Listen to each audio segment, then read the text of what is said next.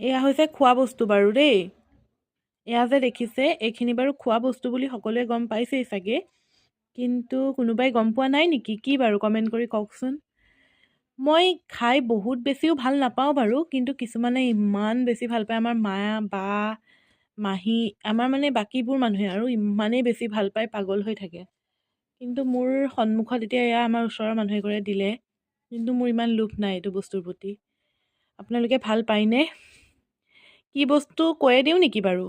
এইখিনি হৈছে ফেহু।